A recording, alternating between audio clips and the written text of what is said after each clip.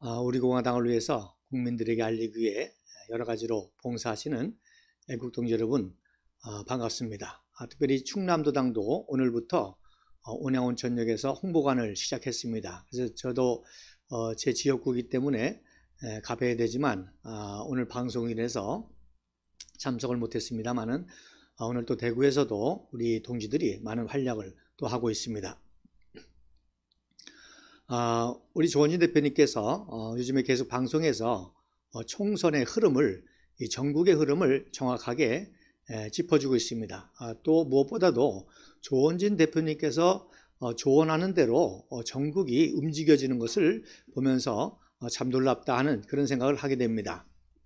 그래서 조원진 대표님께서 늘 말씀하신 이 정치개혁, 또 정당개혁, 또 국회개혁, 이 세 가지가 이번 총선의 화두로 급속하게 국민들에게 다가가고 있습니다. 그래서 윤석열 정부도 마치 조원진 대표님의 조언에 따라서 그런 움직임이 지금 여당 내에서도 이루어지고 있는 것을 볼 수가 있고, 또 그러한 선제 공격을 선점을 당한 지금 야당인 민주당은 아무런 대책도 내놓지 못하고 있는 그런 모습을 볼 수가 있습니다. 이 종북좌파 30년 동안 운동권 정권은 국부 이승만 박사와 박정희 대통령 각하를 민주화라는 명목으로 비판하고 매도하고 폄하해서 국민을 속여서 자기네들이 무슨 굉장한 민주화의 역할을 하는 것처럼 그렇게 국민을 속여가지고 정권을 탈취하고 그것도 권력을 누렸습니다. 반대로 위장 보수 반역 세력들은 국부 이승만 박사와 박정희 대통령 각하를 그야말로 팔아먹어서 그분들의 공적을 이용해서 정권을 누리고 특권을 누린 그런 세력에 불과합니다.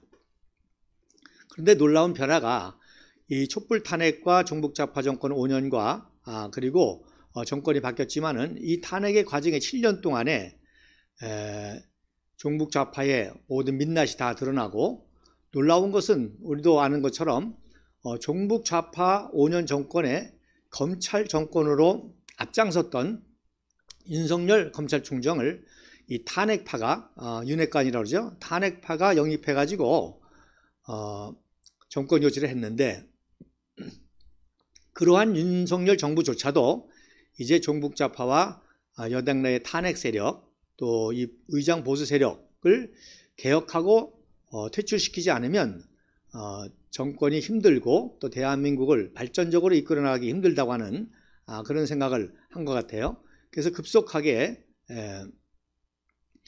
여당 내에서도 윤핵관이라든지 탄핵파들을 정리하고, 또 아무런 탄핵 과정에 역할을 하지 못했던 그런 다선 의원들, 이런 물갈이를 하는 그야말로 새로운 놀라운 정치개혁과 정당 혁신과 국회 개혁의 그러한 역할을 지금 해나가는 것을 볼 수가 있습니다. 이것은 바로 우리 공화당의 창당의 목적이었고, 조원진 대표님께서 계속 주장하시는 정치개혁의 주제였는데, 이것이 그대로 이루어져가는 것을 볼 수가 있습니다. 그래서 정치 삼국지라는 말은 바로 여야 양당 이 두 세력이 첨예하게 대립하는 그 사이에 정말로 우리 공화당이 자강을 하게 되고, 결국 이 정치개혁이라는 화두로 거대 양당, 거대 여야를 다 동시에 개혁해서 결국에는 진정한 보수 우파 세력인 우리 공화당 중심으로 보수 대통합 연대를 이루어서 정치개혁을 이루어가지고 이 종북좌파 세력을 퇴출시킬 뿐만 아니라 그 역량을 모아서 이제 이번 총선과 대선까지 이뤄나가서 자유통일까지 가려고 하는 그런 스케줄이 움직여지는 것을 볼 수가 있습니다.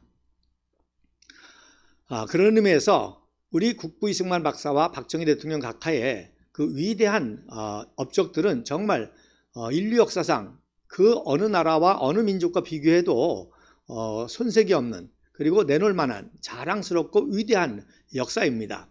이것을 그동안 종북좌파가 다 거짓된 선전승동으로 친일파를 동행했다, 또 장기 독재다, 또 군사 쿠데타다, 또 이런 용어로, 그거에 반대 용어로 민주화라는 명목으로 거의 이승만 박사와 박정희 대통령에 대해서 매도하고 금기시하고 하는 그런 상황이었었는데 이제 급속하게 이제 역사의 진실이 드러나고 있는 것을 볼 수가 있습니다. 그래서 윤석열 정부조차도 계속 박정희 대통령에 대한 언급을 하고 또 지난번에 말씀드렸던 것처럼 이승만 박사의 이제 기념관까지도 건립을 하는 거기에 대해서 지금 종북좌파는 아무런 대항도 하지 못하는 그런 모습을 볼 수가 있습니다. 자, 이런 그 시대에 제가 9월 달에 우리 그 동지 중에 한 분이 장충당 공원을 소개해 주겠다고 그렇게 요청이 와서 방문을 했습니다. 근데 그분이 장충당 공원에 대한 역사를 이렇게 소개해 주면서 저도 둘러보면서 많은 역사적인 사실을 발견하고 해서 요거를 내가 좀 정리를 해서 우리 공화당 당원 동지들에게 또 우리 국민들에게 알려주면 좋겠다. 그래서 두 달 동안 준비했다가 이제 오늘 이것을 방송하게 되겠습니다. 그리고 마침 으라차차 산악회가 또 활동을 열심히 하죠.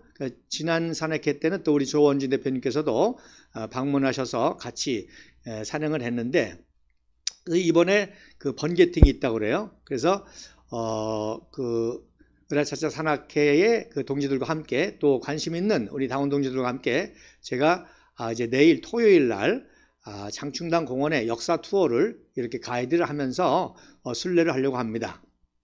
그리고 오늘은 그거를 준비하는 의미에서 방송으로 장충당 공원의 역사를 연대기 순으로 이렇게 쭉 설명을 해 드리려고 합니다. 내일 이제 투어 때는 그 장충단에서부터 그 국립극장까지 올라가고 그 건너편에 이제 자유센터가 있고 그리고 그 꼭대기에 신의주 학생 방공 의거탑이 있습니다.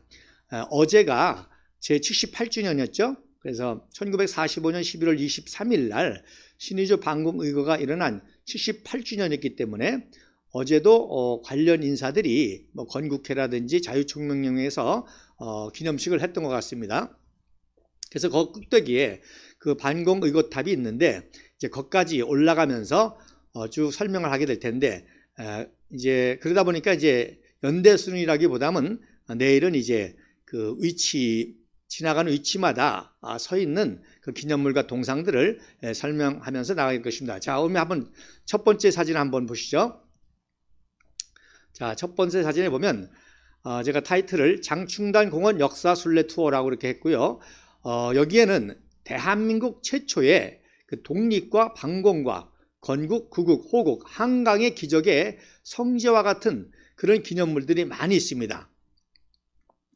그래서 왼쪽에 그 내일 이제 투어의 코스를 제가 기록해 놨는데 맨 처음에 이제 장충단비가 있어요. 거기가 이제 바로 지하철 3호선 6번 출구에서 나오면 곧바로 장충 팥줄소가 나옵니다. 그리고 거기서 조금 더 가면 이제 장충단비가 있고 그 다음에 조금 올라가면 한국유림 독립운동 파리 장서, 즉 유림들이 독립운동하면서 파리 평화회의에 보낼 장문의 그런 독립청원서를 썼거든요. 그걸 기념하는 기념비가 이제 바로 옆에 두 번째 있습니다.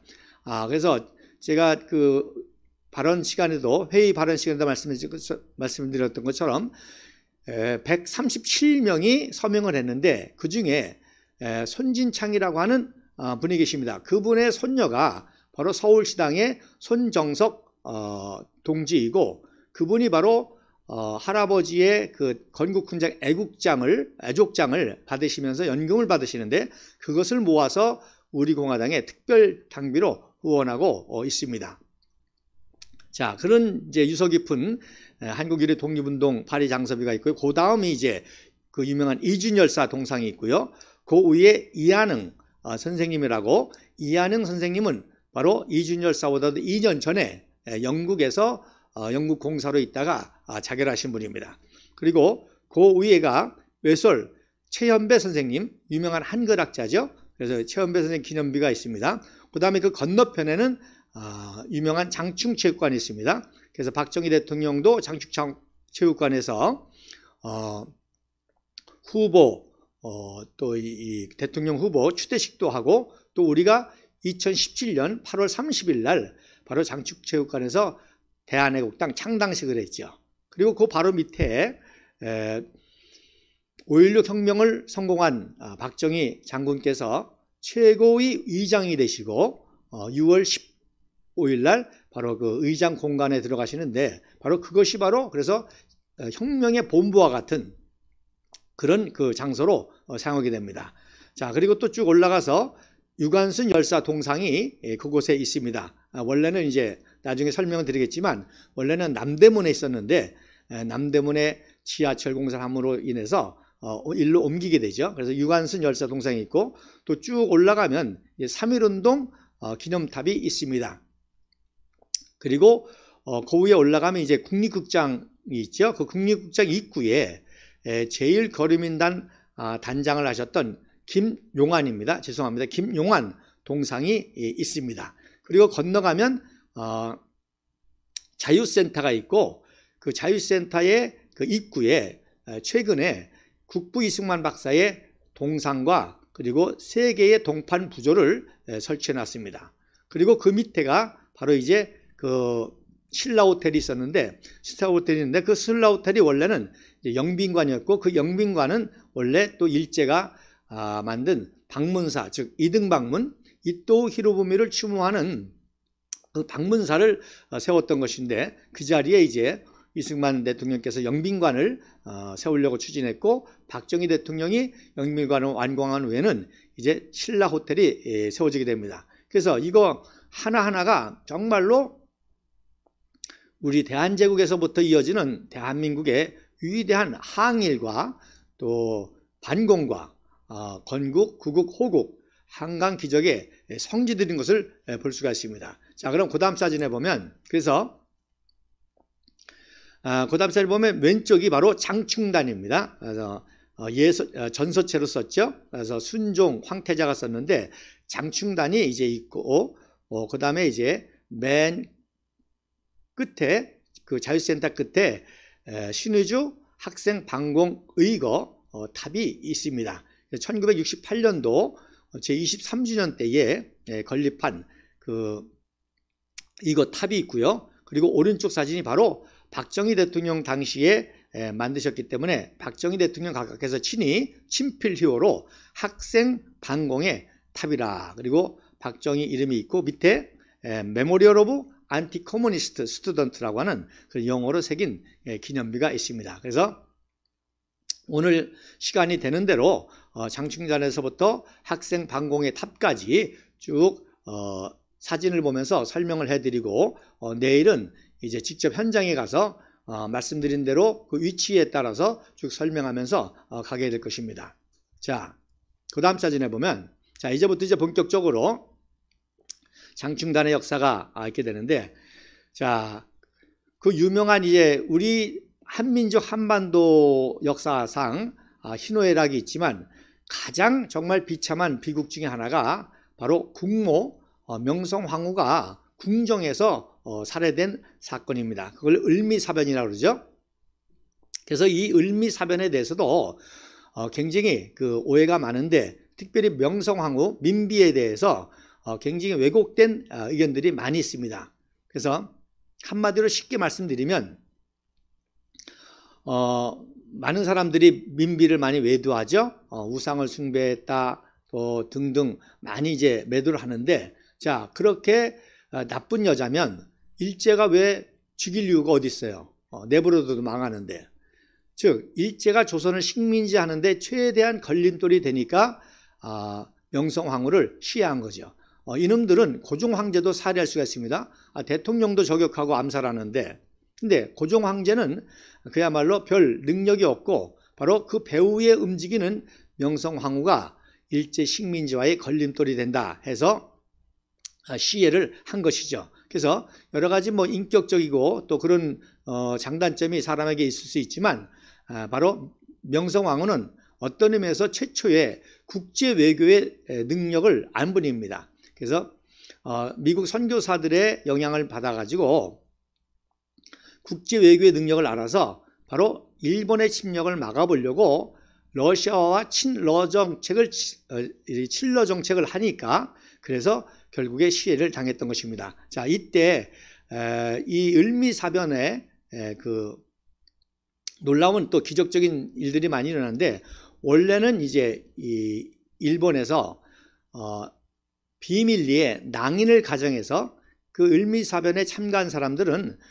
일제의 최고의 엘리트 장교들과 또 그들의 부하와 그리고 구마모토현의 그 낭인들, 사무라이들을 규합해 가지고 한 일종의 군사작전입니다. 그래서 새벽에 몰래 들어가서 칼로 살해하고, 그리고 대원군과의 그 갈등으로 인해서 희생당한 걸로 그렇게 조작하려고 했는데, 그래서 새벽에 4시에 이제 그 광화문에 집결해서 넘어가서 사건을 일으키려고 하는데, 놀라운 것은 그 당시 이제 훈련대장인, 즉 시위대장이라고도 하고 훈련대장인 이 홍계훈이라는 분이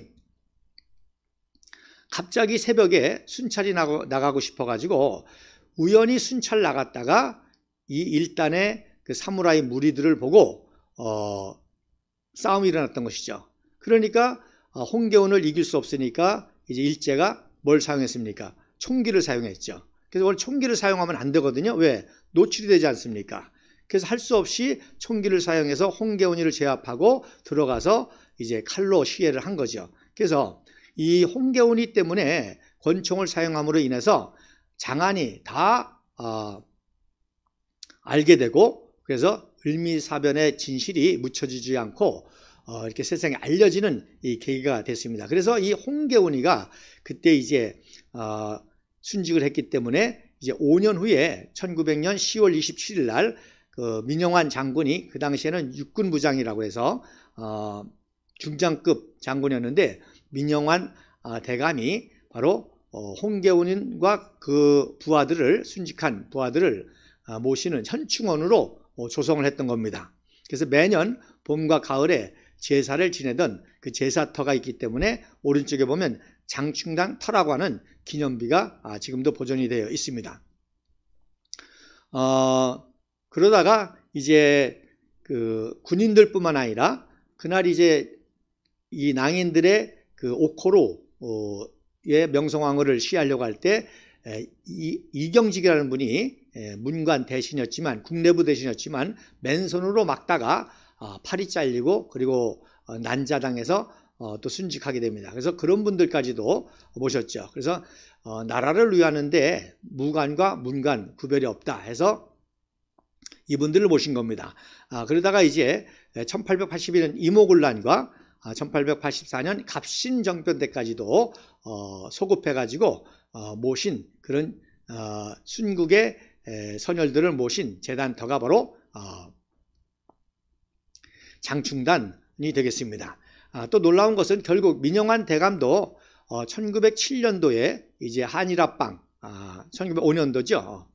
1905년도 이제 을사늑약, 한일합방의 을사늑약을 당하고 이제 비분 관계에서 마지막에 미국에 있는 이승만 청년에게 장학금을 보내고 또 서신을 보낸 다음에 이제 민영환 대감도 자결을 하게 됩니다. 그래서 조선의 최후 충신은 홍계훈, 대한제국의 최후 충신은 민영환이다. 이런 말이 있지 않습니까? 자, 이런 걸 볼 때 지금 종북 좌파와 탄핵 배신 세력에 의해서 굉장히 혼란한 시대에 정말 우리 공화당과 또 조원진 대표께서 정말 대한민국의 마지막 충신의 역할을 하기 때문에 우려한 역사 공부가 중요한 것을 볼 수가 있습니다. 자, 그래서 그 다음 사진에 보면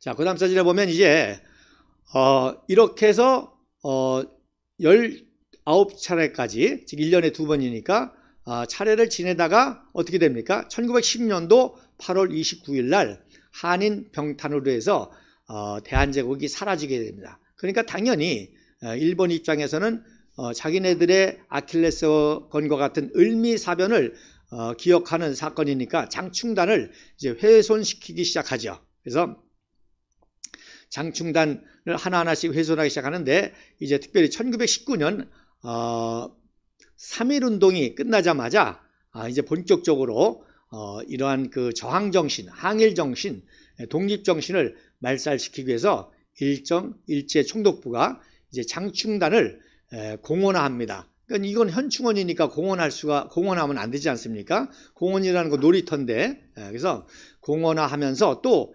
일본군의 그 훈련장으로 그렇게 변모를 시킵니다. 그래서 왼쪽에 있는 사진이 바로 이 장충단을 훼손하기 위해서 만든 지도인데, 그 A로 표시된 지점이 나중에 여기에 이제 방문사를 설립하게 되고요. 그리고 B 지점이 바로 장충단 B가 있는 지점인데, 요 주변을 이제 공원화하게 됩니다. 그리고 오른쪽에 있는 지도가 1927년도 경성시가도라고 하는 그 지도의 일부분으로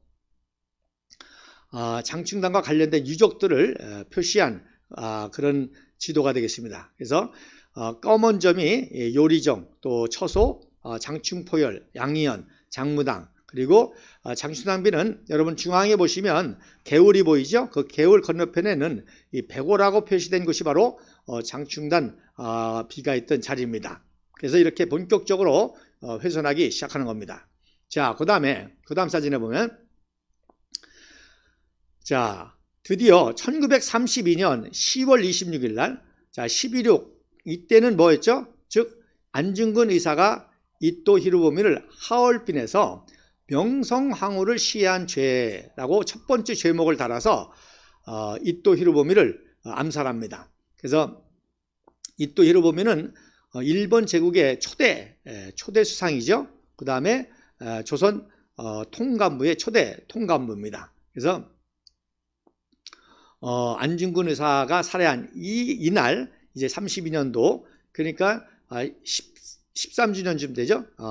바로 방문사 이등방문의 이름을 도용한 이토 히로부미의 그 한자 음역이 이등방문이지 않습니까? 그래서 방문사를 건립하게 됩니다.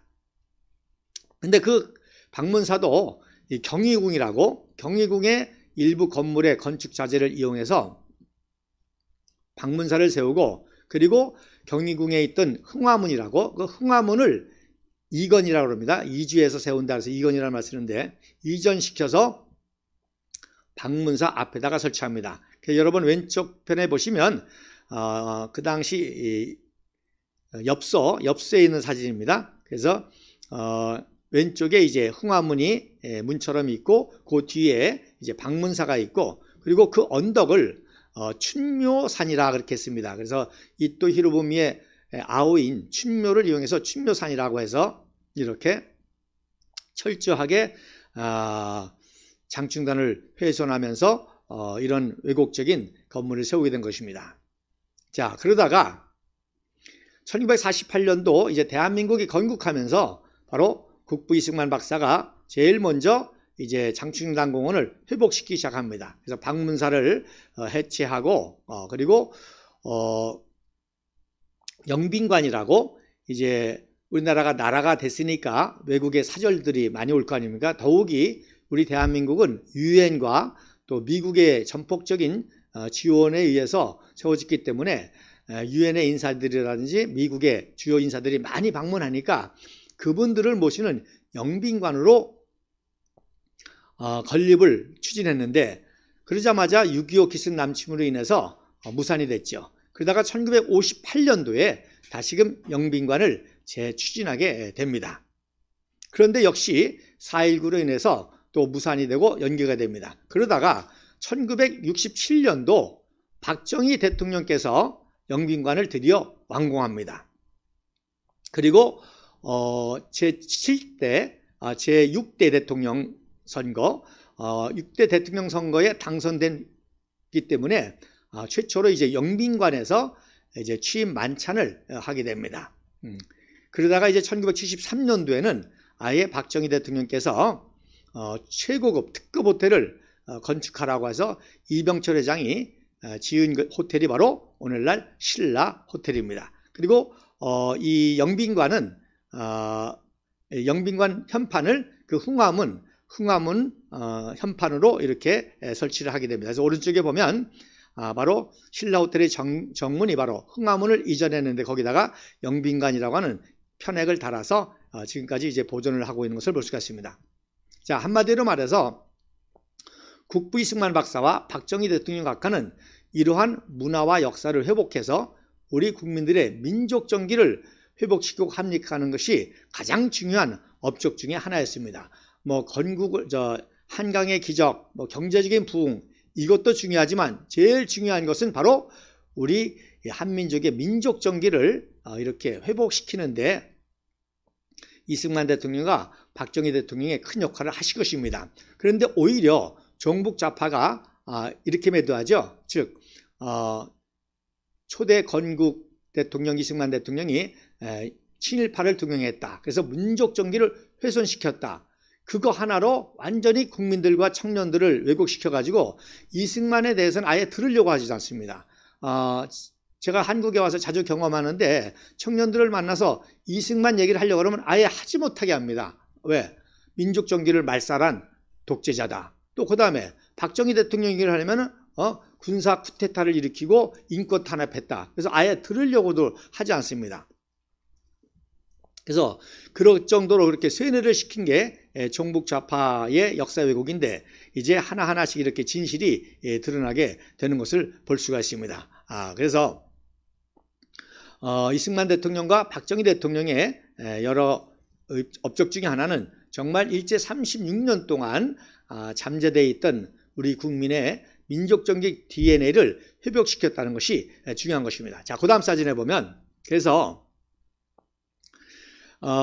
광복 1주년 때쯤이죠. 1949년 6월 6일 날 오전 10시에 서울운동장 또 동대문 운동장이라고 하는데 그 운동장에서 광복 이후에 건국 과정에 많은 군인들과 청년들이 희생을 당하지 않습니까? 이 좌익과 싸우느라고. 그래서 제주 4.3 사태, 또 여순 군인 반란 사건, 또 지리산 공비토별, 빨치산 토별, 또 6.25 기습 남침 직전에 일어났던 개성 송악산에서의 그 전투, 육탄 시병사 등등 이런 분들의 총 345일을 모셔서 합동 위령제를 지내고 그분들의 위패를 장충단에 모신 것입니다. 그러니까 장충단이 최초의 대한제국의 현충원이기도 했고 대한민국의 현충원 역할을 한 게 바로 장충단 공원이었던 것입니다.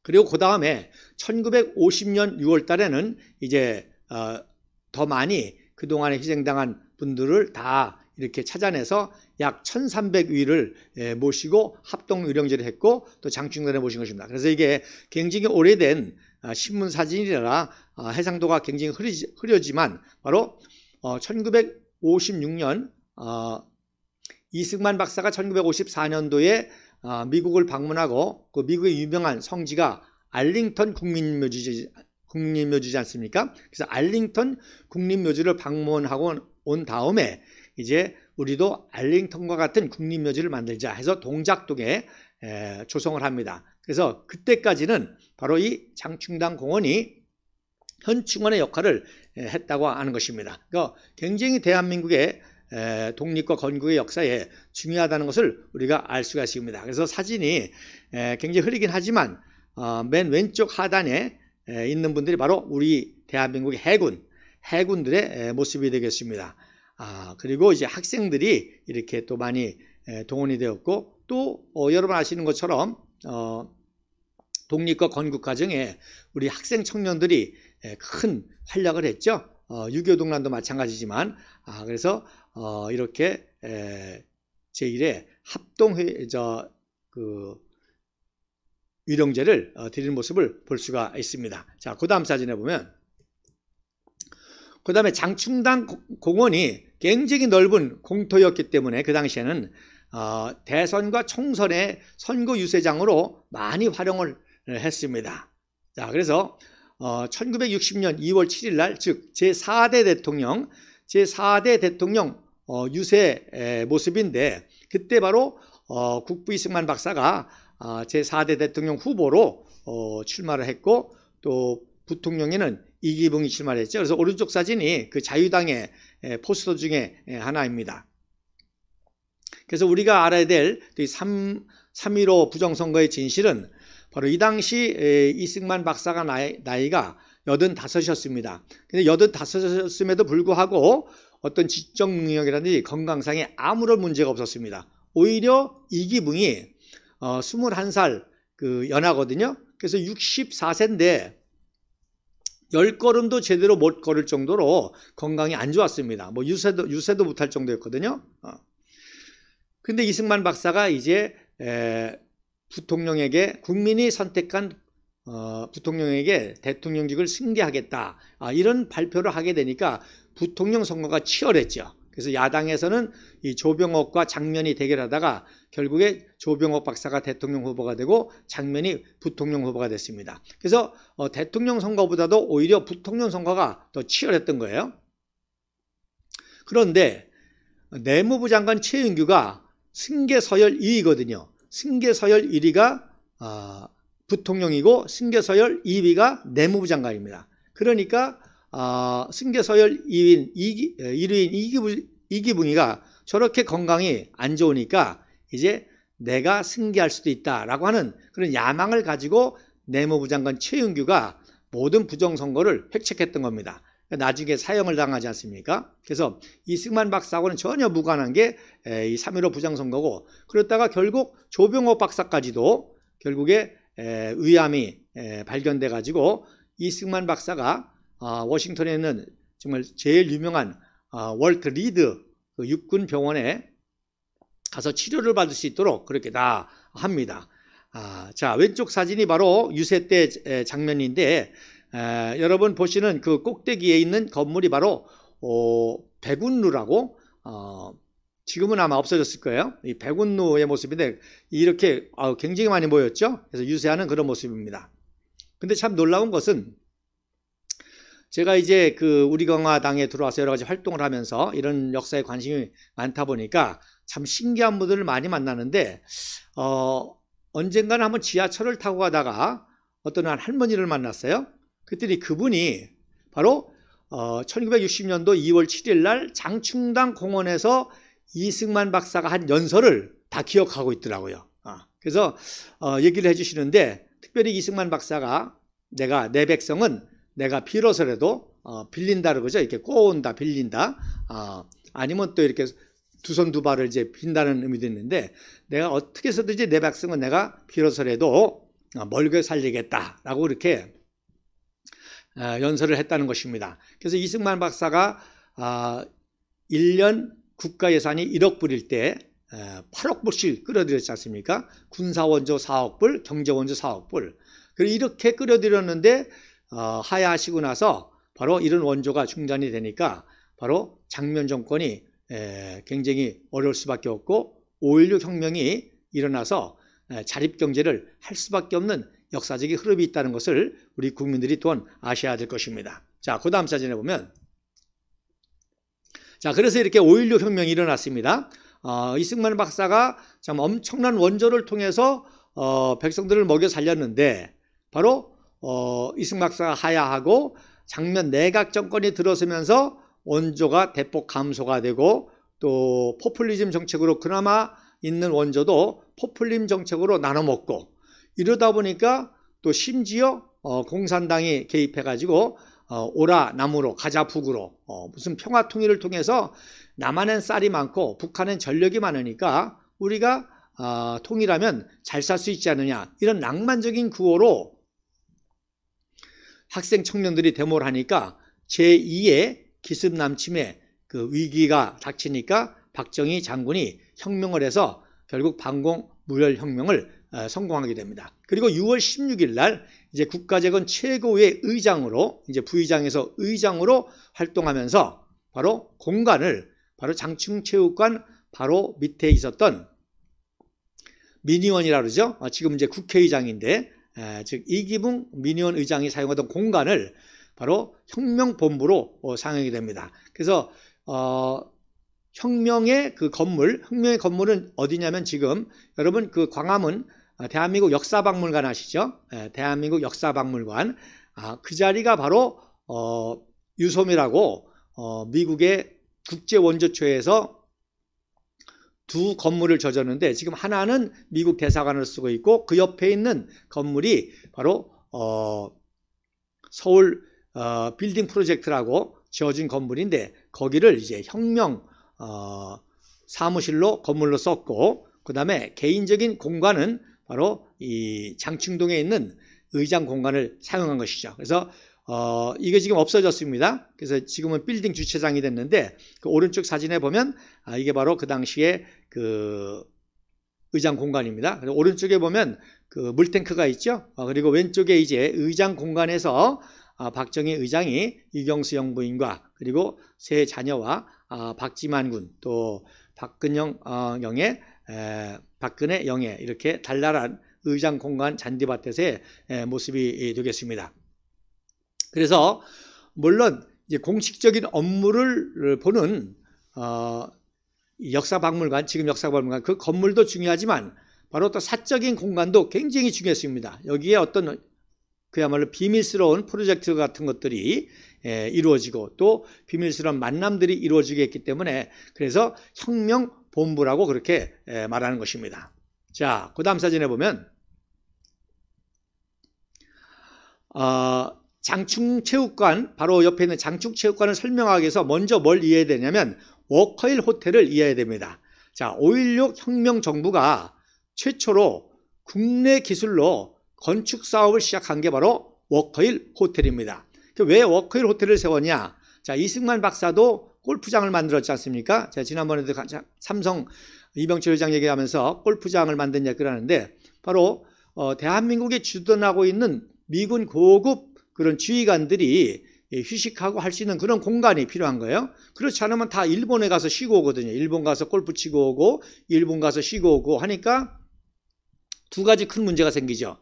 즉 한국을 떠나서 일본에 있을 때에 어떤 지위의 공백이 생기고 유사시에, 그 다음에 달러 손실이 엄청나게 크지 않습니까? 그러니까 미국의 고급 지휘관들과 외국의 중요한 사신들을 이렇게 머무르게 할 수 있는 그 편의시설과 동시에 엄청난 외화 획득을 할 수 있기 때문에 1962년도 1월 15일 날, 즉 그러니까 혁명을 하고 한 8개월쯤 지나서 이제 워커힐 호텔을 기공하게 됩니다. 그리고 특별히 대한민국을 구원한 초대 미 8군 사령관 워커, 왈턴 워커 중장을 기념해서 워커힐이라고 하는 호텔을 세우게 되는 것입니다. 그래서 1963년도 1년이 좀 지난 다음에 이제 호텔을 개관하게 됩니다. 그래서 왼쪽 사진이 개관식 때의 모습이고, 보면은 이제 막 각종 집차들과 차들이 많이 도열해 있고, 그리고 앞에 UN 21개국 태극기들이 쭉 보이죠. 맨 오른쪽에 흑백이지만 맨 오른쪽에 이제 태극 국기가 보이고요. 그래서 워커힐을 완공한 모습이고, 오른쪽이 이제 그 워커힐을 상공에서 본 아주 한강이 내려다 보이는 그런 자리에 이렇게 일학 시설을 만들어내서, 그러니까 이것도 종북자파들이 뭐라고 매도합니까? 바로 무슨 매운굴이다. 뭐 성매매 없어다. 그래서 그렇게 해서 달러를 벌려고 했다. 이렇게 참 말도 안 되는 자기들 수준의 성추행당 자기들 수준의 생각을 하는 거죠.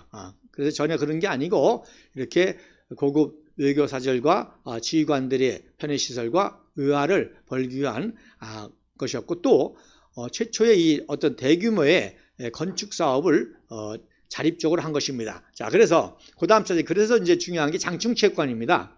그 다음 사진에 보면 여러분 장충체육관 보이시죠? 그래서 원래는 이제 워커힐을 완공하는 과정에서 박정희 의장이 이제 건축을 통한 한강 기적에 굉장한 자신감을 얻었습니다. 그래서 원래 장충체육관은 1955년 6월 23일 날 국부 이승만 박사가 지붕이 없는 육군체육관으로 개장을 했습니다. 그래서 지붕이 없는 육군체육관으로 개장을 했는데, 이제 워커힐을 공사하면서 자신감을 가진 박정희 의장께서 이제 1963년 2월 1일 날, 즉 워커힐보다도 먼저 역시 최초 국내 기술로 장충체육관을 완공하게 됩니다. 그래서 장충체육관 개관식을 하는 모습인데 굉장히 웅장하죠.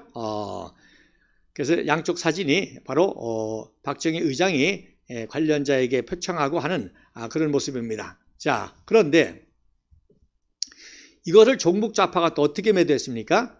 바로 무슨 박정희가 졌냐? 필리핀 사람들이 와서 졌다. 그렇게 얘기를 합니다. 그렇게 왜곡을 합니다. 공을 매도하는 거죠. 그랬더니 보수 우파에서는 또 요거를 신화화하죠.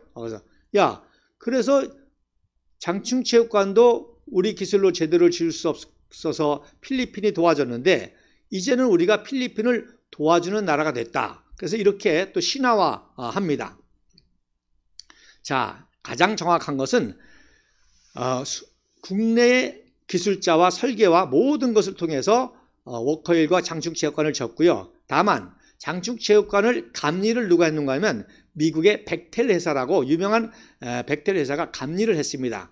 근데 감리를 하려면 또 많은 직원들이 필요하지 않습니까? 그러니까 미국의 식민지였던 영어권 필리핀의 사람들을 많이 데려다가 직원을 채용해서 감리를 했던 것이죠. 이것이 잘못 소문이 나가지고 필리핀 사람들이 져졌다. 또 그걸 가지고 종북좌파가 혁명정부가 무슨 이런 걸 했냐, 필리핀 사람들이 져졌다 이렇게 매도하고 또 이런 역사적인 진실을 모르니까 보수파가 또 과장 신화를 하게 되는 겁니다. 자, 그래서 장충체육관이 굉장히 중요한 의미는 바로 순수 국내 기술로 이제 건축에 대한 자신감을 얻게 된, 그래서 한강 기적의 어떻게 보면 시작이라고 할 수 있고, 그래서 이 장충체육관에서 이제 대통령 후보 추대도 받고 각종 중요한 행사들이 이루어지게 된 것입니다. 자, 그 다음 사진에 보면, 자, 그 다음에 이제 연도별로 64년도에 대통령님 하시고 1년 후에 7월 14일 날 바로 이준 열사의 호가 일성입니다. 그래서 1907년도에 이제 헤이그에서 자결했는데 바로 순국 57주년 기념으로 이준 열사 동상을 세웁니다. 특별히 일성이라고 하는 그런 조직을 만들었거든요. 그래서 총재가 전 함태영 부통령, 그리고 국회의장, 그 당시 현직 국회의장 이효상, 이런 분들이 주선이 돼가지고 이준 열사 동상을 이렇게 세우게 됩니다. 자, 이준 열사가 주머니에 손을 넣고 있죠. 그 주머니에 뭘 가지고 있을까요? 네, 맞습니다. 고종 황제 밀서를 소지한 모습을 가지고 있고요. 자, 여러분 동상 하나하나는 다 역사적인 의미가 있기 때문에 그 표정, 포즈 이거 하나가 다 중요합니다. 그래서 이준 열사가 바라보는 것이 어디겠습니까? 바로 방문사 있던 자리를 응시하는 것을 볼 수가 있습니다. 그리고 제가 또 몇 번 강의를 했습니다만은 1968년도 4월 달에 그 충무공 탄신일에 세웠던 광화문의 이순신 장군 동상이 어디를 이렇게 내려다보고 있죠? 째려보고 있죠? 어디를 주시합니까? 바로 일본의 도쿄에서도 가장 중요한 것이 어디예요? 바로 야시쿠니 신사입니다. 그 야시쿠니 신사 앞에 누가 있느냐? 바로 오무라 마스지로라고 하는 일본 육사 창시자의 그 동상, 마스지로의 동상이 있는 겁니다. 그러니까 그것을 바로 그런 역사를 박정희 대통령이 잘 알기 때문에 바로 세종로에 이순신 장군의 동상을 세우면서 위험 있게 그 노무라 마스지로를 제압하는 그런 시선이었던 거죠. 자, 그래서 이준 열사도 이제 일제의 원흉이었던 식민지의 원흉이었던 방문사 이토 히로부미를 주시하는 모습으로 이렇게 세웠습니다. 또 하나 관련해서 1973년도 박정희 대통령께서 이제 수유리에 이준 열사의 묘지에 친필 희호를 쓰시죠. 그래서 순국대절이라고 하는 그 희호를 써서 화강암에 새겨서 그 묘지에 장식을 했습니다. 그리고 오른편에는 여러분 보시는 것처럼 바로 고종 황제의 밀서를 이렇게 장식을 했습니다. 그래서 또 많은 사람들이 또 고종 황제를 굉장히 또 무시하고 멸시하고 하는데 고종 황제는 고종 황제 나름대로 굉장히 대한민국의 대한제국의 생존을 위해서 국제외교적으로 정말 피나는 노력을 했지만 역시 여러 가지가 부족해서 그런 어려움을 당하고, 그러니까 대한민국의 역사를 물론 좋은 점도 있고 나쁜 점도 있는데 나쁜 점만 부각해서 볼 게 아니라 바로 좋은 점을 부각해서 보고, 그리고 이런 좋은 점들이 왜곡돼서는 아니 되는데 100% 종북좌파는 순 이렇게 나쁜 것들로만 왜곡해서 고종과 민비를 뭐 나라 팔아먹은 사람이니 이렇게 하겠는데, 사실 오늘날 대한민국을 팔아먹는 게 종북좌파 아닙니까? 자, 그래서 이준동상 열사 동상이 있고요. 자, 그 다음 사진에 보면 그 위에 이제 국군 이한흥 열사의 또 순국비가 있습니다. 그래서 이분은 1905년도 5월에 영국 공사로서 바로 을사늑약이 체결되는 걸 통해서 야, 이제 나라가 장차 무너지고 온 민족이 남의 노예가 되리니 내가 구차스럽게 산다는 것은 욕됨만 더할 뿐이다. 그래서 자결을 통해 항거한 항일 정신을 나타냈죠. 그래서 이분의 탄신 90주년을 맞이해서 1964년도 9월 1일 날 바로 순국열사 이한흥 선생 기념비를 세우게 되는 겁니다. 그러니까 박정희 대통령께서 이렇게 항일 정신, 또 독립 정신, 반공 정신 이런 것들을 이제 장충당 공원을 중심으로 해서 이렇게 세우는 것을 볼 수가 있습니다. 자, 그 다음 사진에 보면, 자, 고해 1964년 12월 3일 날은 그 유명한 아시아 반공연맹 자유센터를 개관하게 됩니다. 그래서 이승만 박사가 아시아 반공연맹을 제일 먼저 주창하지 않았습니까? 그래서 이것을 실질적으로 할 수 있는 아시아 반공 자유센터를 역시 국내 기술로, 국내 건축 기술과 또 설계도로, 그래서 지금도 그대로 있는데 시멘트를 그대로 놔뒀어요. 색칠을 하지 않고 보다 더 웅장하고 장엄스럽게 보이게 하려고 아시아 반공센터를 이제 박정희 대통령께서 완공하셨는데, 여러분 박정희 의장께서 혁명공학 6가지 중요, 6가지잖아요. 그 중에 이제 6번째는 뭐 정치적인 멘트고 5가지인데 그 5가지가 이 반공 자유센터와 관련이 있습니다. 첫째는 뭡니까? 유엔과 미국과 자유우방국들하고 연대를 공고히 한다. 이게 뭐예요? 자유연맹이잖아요. 그 다음에 두 번째, 말과 형식으로 하나가 아니라 실질적인 반공태세를 확립한다. 두 번째가 또 관계되어 있죠. 그 다음에 이제 세 번째가 경제부흥, 네 번째가 부정부패 절개, 다섯 번째가 뭐예요? 이제 대한민국의 군사, 경제 모든 면의 역량을 키워서 자유통일을 이루겠다. 그래서 이 자유센터를 세운 것은 혁명공약 1번, 2번, 5번과 관련된 아주 중요한 사건이었던 것이죠. 그래서 이때 축사를 제가 중요한 거를 뽑았는데, 명실상부한 반공교육의 전당, 인류의 자유평화를 수요하는 굳건한 보루로서 반공지도자 교육, 반공 이론 체계화와 홍보에 큰 성과를 거두고 뿐만 아니라 자유센터는 자유세계 국민의 공동 염원인 민주주의 이상을 실현하고, 그러니까 민주주의는 이승만 박정희 대통령의 워드예요. 민주화라는 거는 종북좌파들의 국민을 속이기 위한 선전성동 용어죠.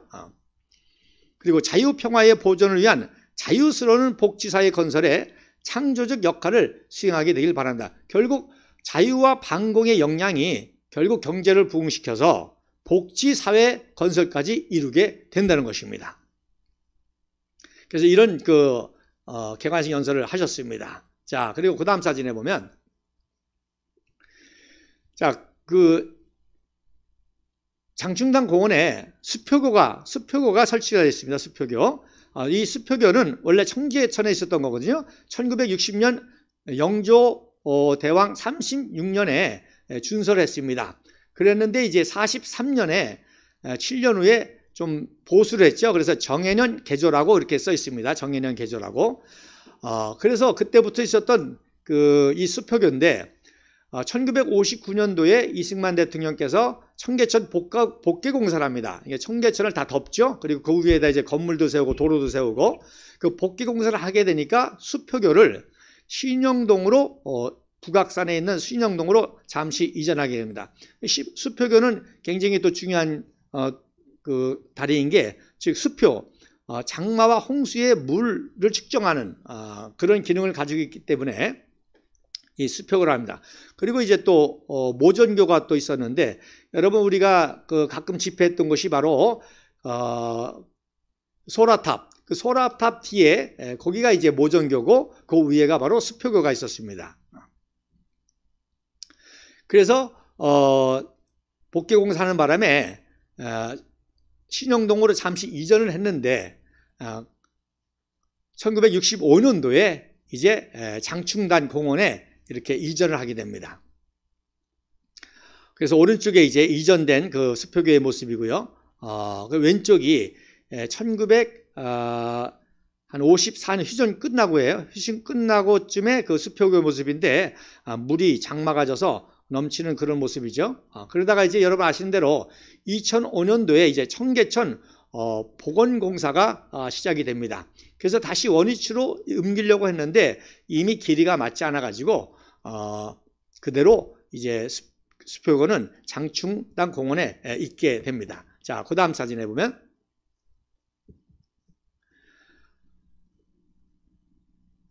자, 광복 후 건국과정과 의학생 기념 기념, 아까 제가 말씀드렸지 않습니까?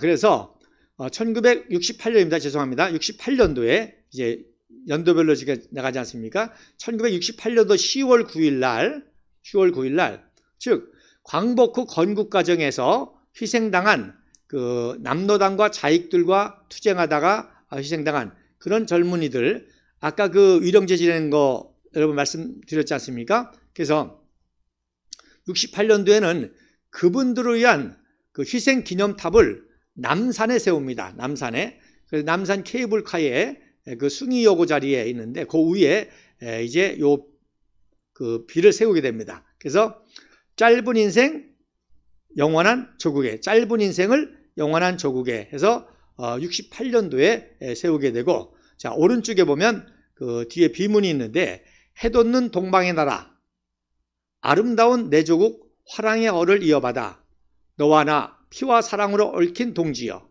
자유, 평화, 정의의 깃발을 들고 승리의 신념으로 뭉쳐나가자. 밝고 바른 영광의 새 역사 이루기까지.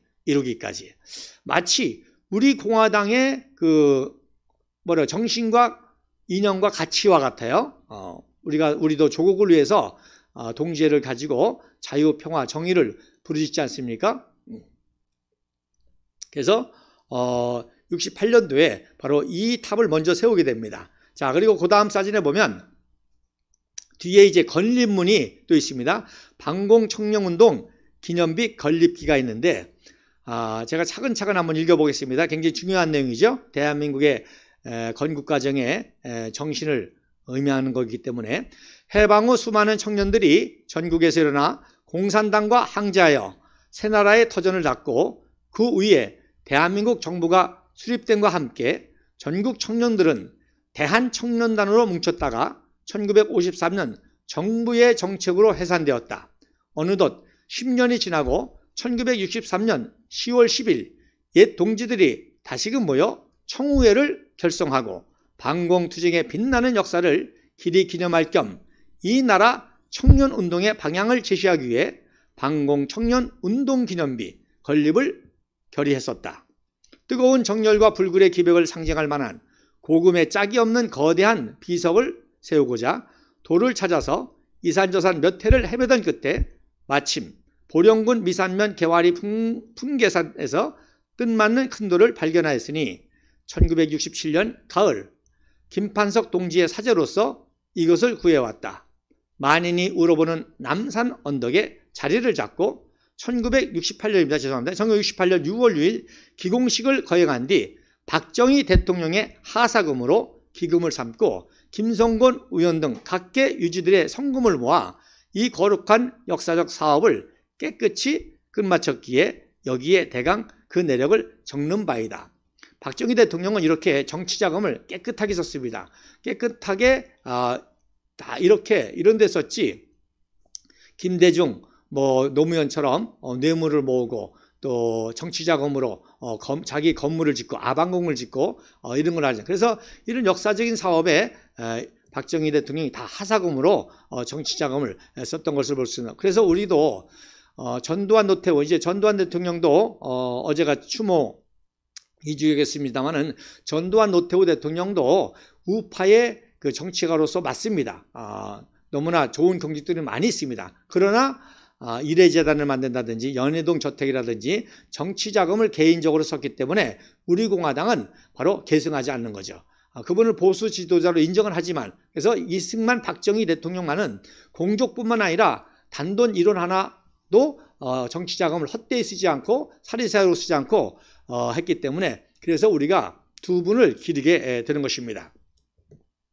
자, 그리고 난 다음에 이제 건국회에서도 주로 이제 건국회가 멤버들이 됐죠, 이분들이 나중에. 그래서 우리 상임 고문인 임덕기 고문도 서북청년단으로 이때 활약을 했고 나중에 건국회장도 했는데, 그래서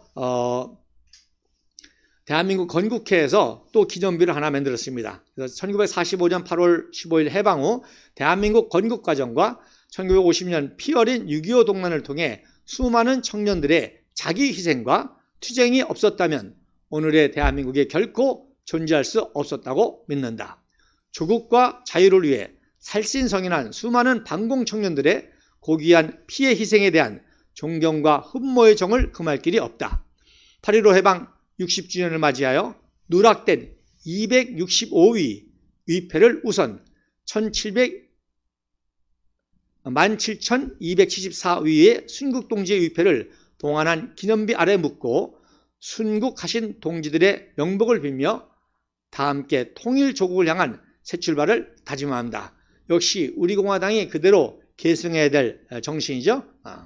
자, 그래서 그리고 난 다음에 그 다음 사진에 그리고 난 다음에 이제 신의주 방공 의거탑을 자유센터 위에다가 세우게 됩니다. 그래서 이 신의주 학생 방공 의거가 왜 중요한 거 아니?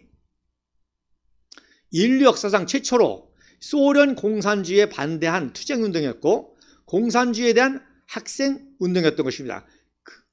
그 전까지는 소련 공산당이 전 세계를 공산하면서도 아무도 저항하지 못했는데, 자, 여러분 아시는 것처럼 발틱 반도의 에스토니아, 라토니아, 리투아니아, 그리고 뭐 폴란드 이런 쪽에 다 동구권들 다 공산화 과정에 아무도 그때까지 투쟁을 안 했는데, 바로 아시아에서도 바로 1945년 11월 23일 날 바로 신의주에서 우리 학생들이 소련군과 북노동당 김일성 일당의 만행과 학살을 규탄하는 한거로한 세계 최초의 반소 반공산주의 운동이었던 것이죠. 그래서 1957년도 11월 23일 날 바로 이승만 대통령이 제1회 반공 학생의 날로 제정했던 것입니다. 그래서 박정희 대통령도 반공 학생의 날이라고 희호를 썼던 것이죠.